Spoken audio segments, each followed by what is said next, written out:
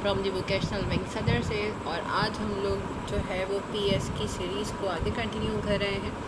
So last lecture में हमने cover किया था शेप्स को, और आज हम most important tool brush tool को देखेंगे। ठीक है, तो वीडियो स्टार्ट करने से पहले अगर आपने मेरे चैनल को लाइक नहीं किया तो लाइक कर दें, और अगर सब्सक्राइब नहीं किया तो सब्सक्राइब कर दें। तो स्टार्ट करते हैं अपना लेक्चर।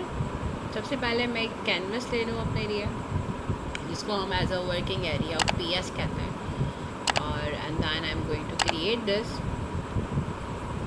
इसी के साथ मैंने यहाँ पर ब्रश के ऑप्शन पर आकर मैंने ब्रश टूल पे क्लिक किया, या शॉर्टकट की आप अपनी कीबोर्ड से डी भी प्रेस करेंगे, या अगर आप की पर भी हैं, अगर जैसे आप डी प्रेस करेंगे ऑटोमेटिकली आपका जो ब्रश टूल है वो एक्टिव हो जाएगा। अभी यहाँ पर मैंने एक लेयर ऐड करी है, और अगर आप ब्रश का साइज़ देखें तो बहुत छोटा सा है, तो आपके पास शॉर्टकट कीज़ होती हैं लेफ़्ट एंड राइट कर्सर। उसके अलावा अगर आपने डायमीटर का साइज़ इंक्रीज़ करना है तो आप टॉप पर जाकर यहाँ से भी ब्रश का साइज़ इंक्रीज़ और डिक्रीज़ इजीली कर सकते हैं। ओके, इसी के साथ हमारे पास नीचे एक ऑप्शन है जिसको हम हार्डनेस कहते हैं, हार्डनेस ऑफ ब्रश। सो अगर मैं आपको हार्डनेस एंड सॉफ्टनेस का जो है वो डिफरेंशिएट डिक्लेयर करूँ, अगर मैंने एक ब्रश लेयर्स का साइज़ ये है, राइट। सो अगर मैं इस ब्रश की हार्डनेस को बढ़ाती हूँ so it's look like that, ठीक है। लेकिन अगर सेम ऐसे ही मैं इस ब्रश की सॉफ्टनेस को बढ़ाती हूँ तो इन दोनों में इस तरह का डिफरेंशिएट, ठीक है। तो सॉफ्टनेस ये है और this is called the hardness of your brush.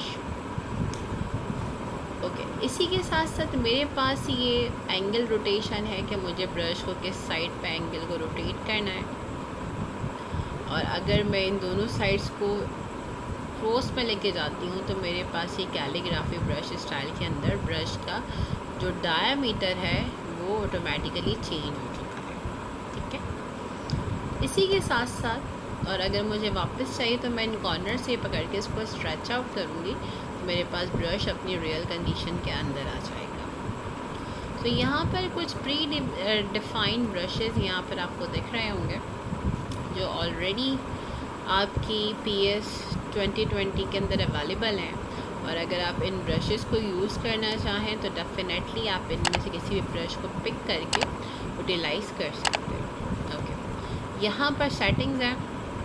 अगर आपको ब्रश नेम चाहिए या ब्रश सिर्फ सिंपल, अगर आप ब्रश स्ट्रोक हटाते हैं तो आपके ब्रश स्ट्रोक यहाँ पर शो नहीं हो रही। अगर आप स्ट्रोक लगा देंगे तो आपको बता रहा है कि अगर आप इस ब्रश को सेलेक्ट करेंगे तो इसकी कैसी प्रॉपर्टी है कि यह ब्रश दिखने में कैसा होता है। इसी के साथ ब्रश टिप है। अगर आप चाहें तो ब्रश की टिप आपको यहाँ पर कॉर्नर पर दिख रही है कि ये ब्रश इस तरीके से आपको व्यू दे रहा है, ठीक है। अच्छे तरीके से इफ़ आई सेलेक्ट दिस और जस्ट मैंने इसको रोटेट आउट किया तो ये मैक्सिमम एरिया के ऊपर मेरा एरिया को कवर अप कर रहा है, ठीक है। इसी तरीके से सिंगल ब्रश लेना चाहें आप बिल्कुल तो आप सिंगल ब्रशेस भी ले सकते हैं लाइक दैट, ठीक है। इसी के साथ साथ हमारे पास ब्रश की प्रॉपर्टीज़ हैं। अगर आप विंडोज़ पे जाएं तो यहाँ पर ब्रश सेटिंग्स हैं। अब ब्रश सेटिंग्स क्या कहती हैं उस पर डिस्कशन कर लेते हैं। अच्छा जी, सबसे इम्पॉर्टेंट चीज़ ये भी है कि अगर आप किसी चीज़ को ब्रश डिज़ाइन करना चाहें तो वो भी आप कर सकते हैं। कैसे करेंगे वो इंशाल्लाह नेक्स्ट क्लास में आपको बताएंगे। फ़िलहाल अभी ब्रश की सेटिंग्स को देखते हैं। पैनल मेरे सामने आ गया है ब्रश का, और यहाँ पर ब्रश टिप शेप्स यहाँ पर आपको दिख रही हैं, और यहाँ पर स्पेसिंग है XYZ। और मैं किसी भी फ्लावर को ज़रा ब्रश बना लूँ ताकि हम उसके ज़रिए थोड़ा सा काम ले सकें, ठीक है। सो मैंने एक ब्रश डिज़ाइन किया है और मैं इस ब्रश पर आ जाती हूँ।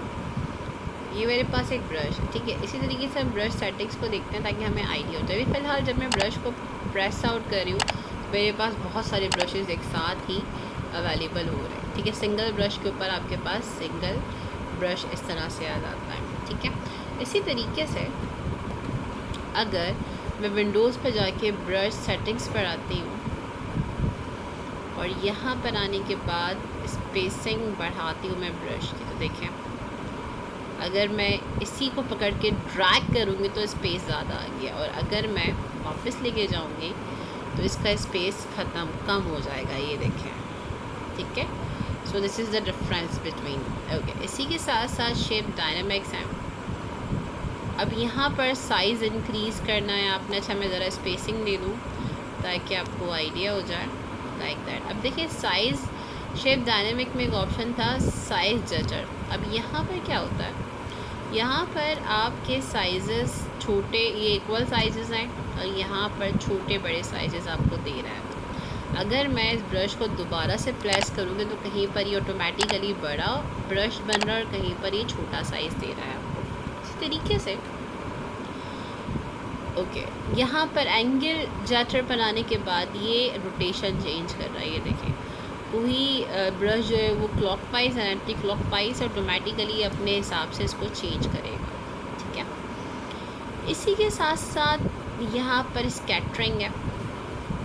अब स्कैटरिंग क्या कहती है कि ये कहती है कि अगर आप इस ब्रश को दूर दूर करना चाहें, स्कैटर करना चाहें, तो आप स्कैटरिंग कर सकते हैं। ठीक है, तो इससे क्या होगा कि जब मैं ब्रश को प्लेस आउट करूँगी तो ब्रश मेरा दूर दूर जाना शुरू हो गया।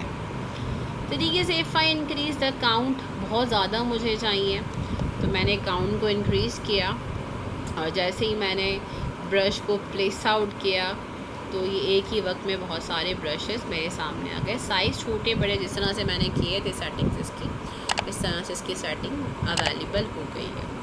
सो आई होप आपको ब्रश सेटिंग जो मोस्ट इम्पॉर्टेंट थी वो मैंने आपको क्लियर कर दी कि अगर आप किसी भी ऑब्जेक्ट की सेटिंग करना चाहें ब्रश के हवाले से तो आप इजीली कर सकते हैं। इस तरीके से अगर आप ब्रश की सेटिंग को ख़त्म करना चाहें तो आप ब्रश सेटिंग्स पर आकर यहाँ से चेक हटा देंगे तो ब्रश की सेटिंग ख़त्म हो जाती है और ब्रश अपनी एक्चुअल कंडीशन के अंदर, जो आपने जिस कंडीशन पे आपने इसको स्टार्ट किया था, वो अपनी उसी वापस कंडीशन के अंदर आ जाता है। ठीक है, आई होप आपको आज का लेक्चर क्लियर हो गया होगा। If you have any Curie relevant brushes तो बिल्कुल आप मुझसे कमेंट में पूछ सकते हैं, और अगर किसी भी टॉपिक के ऊपर आपको हेल्प चाहिए तो बिल्कुल आप वो मुझसे ले सकते हैं। और अगर वीडियो पसंद आए तो लाइक करना और चैनल को सब्सक्राइब करना मत भूलिएगा। अपना बहुत सारा ख्याल रखिएगा। अल्लाह हाफ़िज़।